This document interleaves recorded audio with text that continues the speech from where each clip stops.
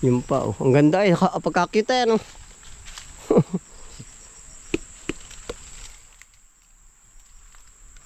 Pagkabastos din ang gumawa na yan eh. Hindi na lang kinuha at gulayin na eh. Tingnan mo po no, ay tinaga. Siguro pagigil-gigil. Tagain ko yan. Siguro pagigil-gigil sabi, tagain ko yan. Kasi tinaga nga no. Minsan ay bata siguro malikot-likot. Diyan bye-bye diyan. Banaba, banaba. Puno ng banaba. Yan, aran na po.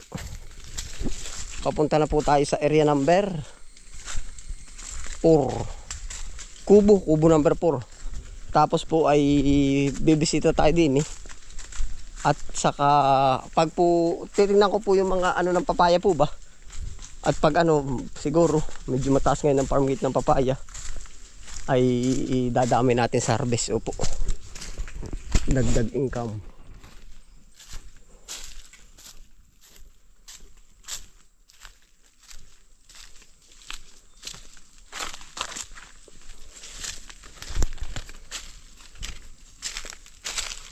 Yan, diretso na po tayo.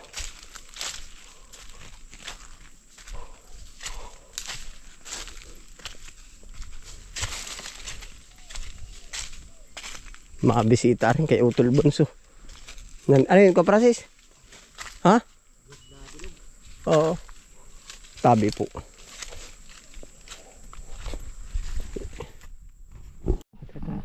Tara, yan, ito na po yung sakop ng area number ano po.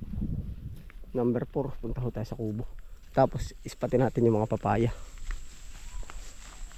Pagkalaki ano, ari pa rin po yung puno. Ha? Ano ka Francis masasabi mo? Yan ay ano ko Francis ah. Nakakontrata na yan. Hindi, nakakontrata na. Gagawin niyang ano, toothpick, isang piraso lang.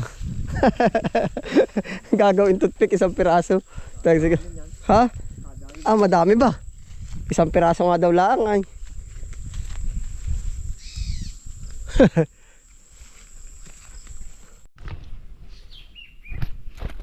Yan, ari po yung area number. May ibon.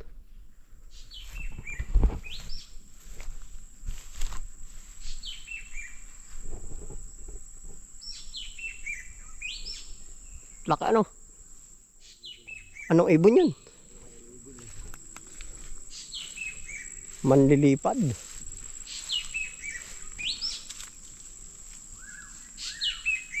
Hindi kanyo nagsasalita. Oo.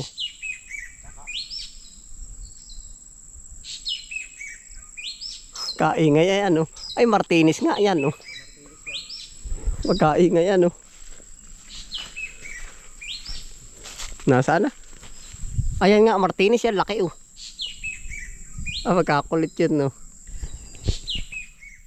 Kita mo hindi? Kita naman. Ang hirap nga lang hanapin. Ah, hirap hanapin bagang yan na oh yun oh.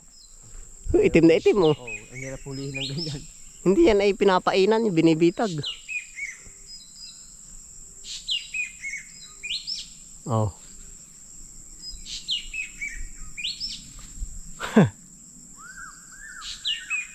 Sa hapon pala labas ang ano. Siguro hirap din sila lumipad pag kayong ano. Pagka maaraw. Papaya. Taas ngayon ng papaya eh.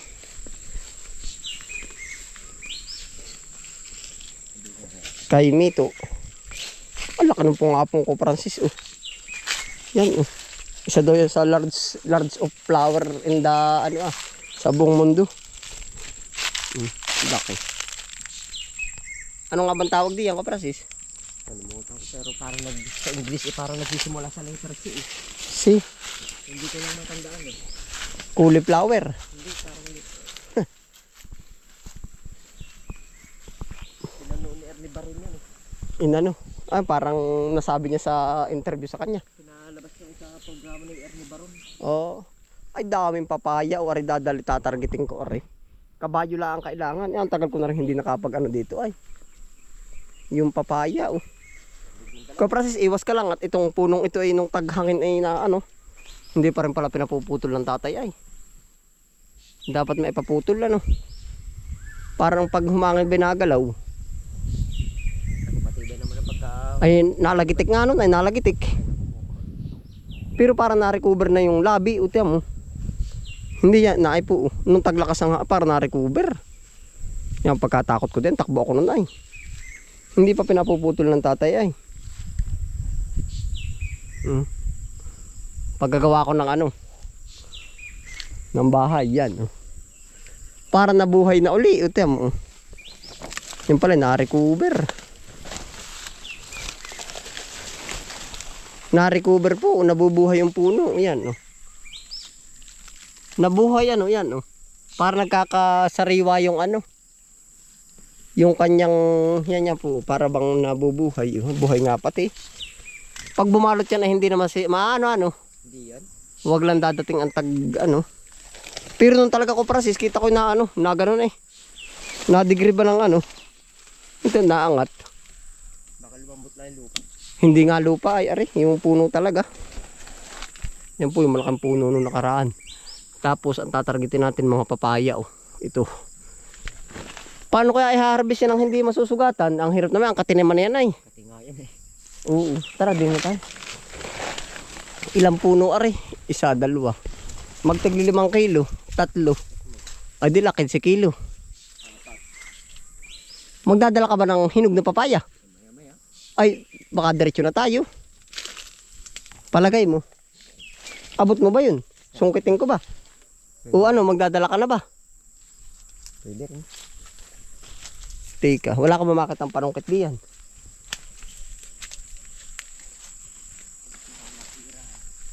Ha? Hindi, hawakan mo rin, aking dada-aplangin oh. Ayan yan, pwede na yan. Taas ngayon ng papaya. Ikaw na, kaya mo ba? Dini, sa dulong-dulo mo lang sundutin. Yan. Ilan ba ang dadalhin ng papaya? Salang. Ay, ikaw. Ay, tika. Ay, walang dyan naman. Nadurog. Nahanda. Ano, pwede na, baka naman pagdating sa inyo ay... Ayos lang. Overripe. Ay, overripe, wag na. Ang kuhanin mo yung bago pala nasilay kaya. Ano kaya yung isang yun? Ay, matindi na yun. O, ayos na rin naman na yan. Size na din. O, hala, ikaw ta. Nasa sa iyo. Klase din na may dumaang ano ay. Baboy damo, oh. Itim ang ulo, sabi sa Sariaya, oh. Paano malalaman? Ay na, oh. Binungkal yung gabi, oh. Baboy ramo, itim ang ulo. Palay tao. Naay pa po yun yung mga papaya, oh. Tapos, ano na rin yung... Pwede na rin yung niyugi na rin, no? Ibababa na rin ang niyug. Yan, no?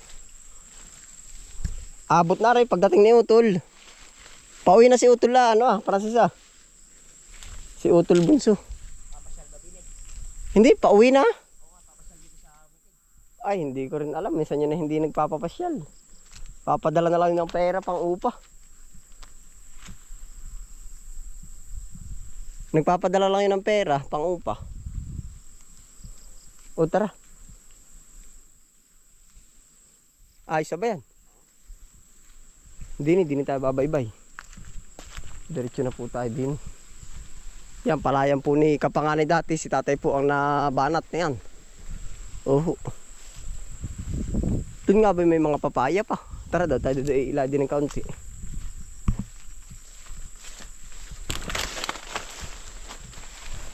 Ari po ang ganap oh.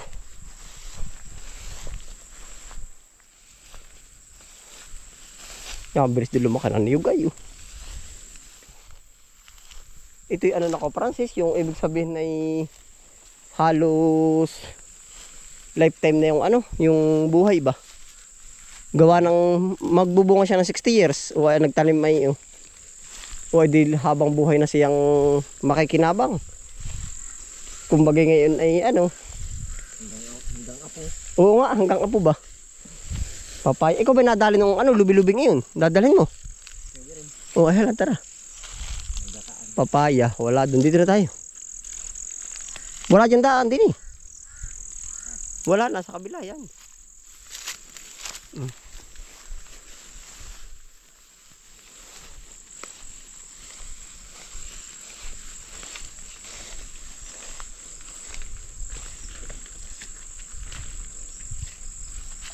Kuhanin mo na. Abot mo ba o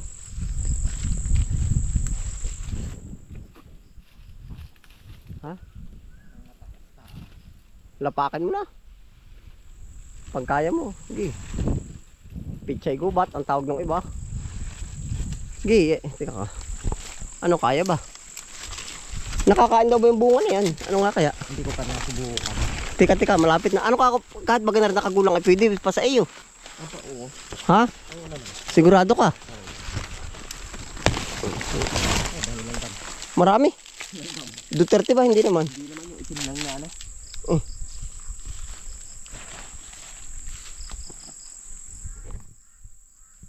Kinuha mo yung bahay ay. Babawian ka talaga na yan. Naay po.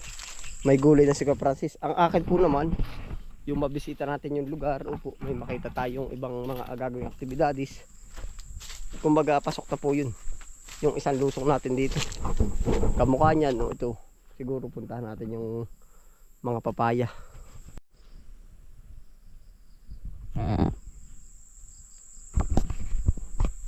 Tapos ari mga niyog ready to harvest na, oh. Yan. Ito na po ang kubo number 4. Ano nga ba? Number 4 nga ba? Kubo number 1. Number 2 kalamansian. Number 3 mangustin. Number 4 ay ito nga. Number 4. Yan. Kubo number 4. Ngayon pa lang po ulit tayo napasilay dito. Oo. Atin pong pinupuntahan hanggat yung ano po ba? Hanggat kaya natin. Yan. Tingin tayo dito tayo makakapin niya siguro. Naayay yun.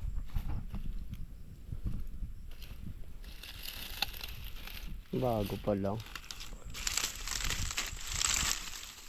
Napakaliit oh. Hinog na yan pagkaliit oh. Kaya para sa sinog na rin ano. Naayat ano ng tampok ah. Pero parang hilaw pa eh. Yung tuyot na po ba oh. Hinog na kaya rin. Ba't yung tampok ay ano na? Ano ba yan? Yung tampok ay tuyo na. Ano ka? Hinog na kaya ito? Ba't pagkakaliit? Hindi pa yan. Ah, hindi pa ba? Ba Babad sa init ano? sa inyo. Titingin pa tayo din. Aray.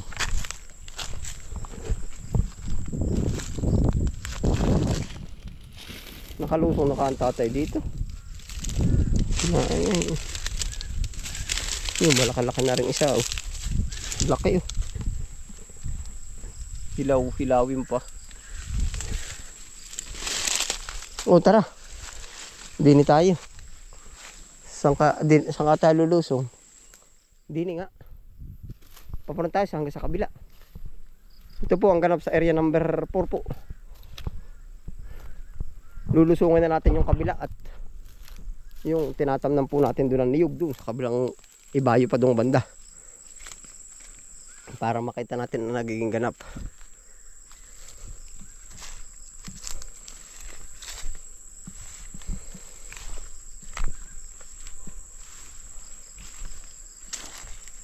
Lalakan na rin po ng niyog. Ilang ano na lang yan, magbubunga na yan. Bunga na lang hintayin. Yan oh. Lalaki.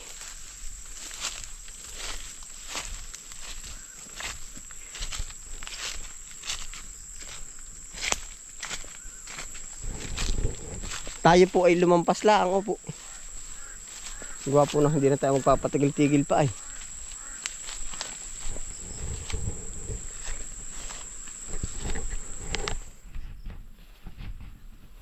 Ano, nakagulay ka na naman na ano. Tara. Ang kao. Kapres ka tumawid din eh. Dini. Naay pa po ang papaya oh. Dami pa. Yari pala rin isang karga.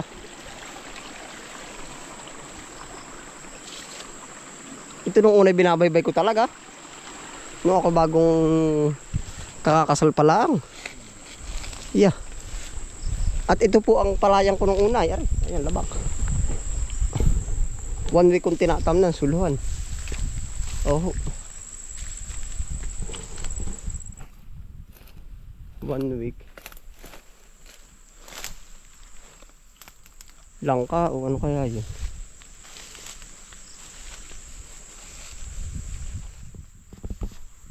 Baka may hinog. At tinaga ay, walan dyan naman. Tinisting. Yan, busong din ang tumaga na rin, ano? Ano, alam na alam ng hilaw pa ay. Yan, busong din ang nagtaga na rin. Hilaw-hilawin pa, ano? Ang lalaki, oh. Ha? Hilawin pa. Bakit kaya ginanito? May tinaga, loko-loko ay. Hilaw. Yan, ang dwarf, ano? Ang baba, ano? Dwarf. Ito alam mo nung una, kagubatan ba? Sobrang ano ng pagkagubat. Siguro ba na tatabunan siya ng ano? Ng mga puno. Okay, hindi masyadong lumaki. Tapos minsan siguro pinutol pa dito, ginagawang ano, yung bang pangpuluhan sa panabas. Minsan ganyan ang ginagamit ay. Dwarf. Ano nga bang hindi man dwarf, yung nagiging bonsai ano? Bonsai. Bonsai at dwarf ay isa ba yun? Oo. Yun pa oh. Ang ganda eh, pagkakita yan oh.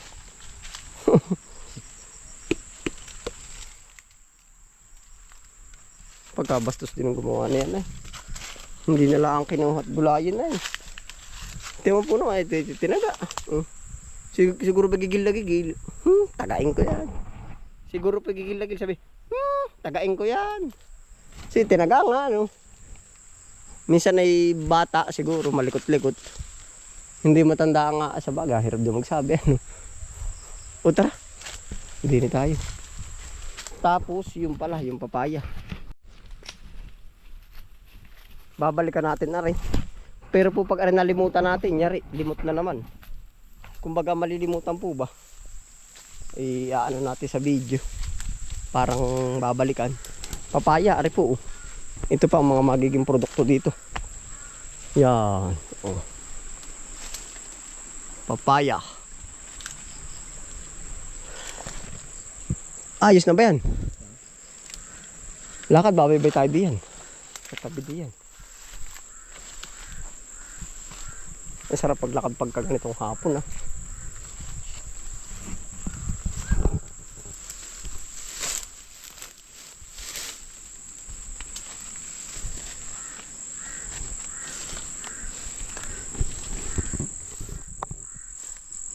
Ayun pa, o dami ng papaay. Isang karga pala sa kabayo yan. Taas ngayon ng parang weight. 20 po, 20 plus. Maka 50 kilo, di 1,000 din ano. Tatargetin din natin yan.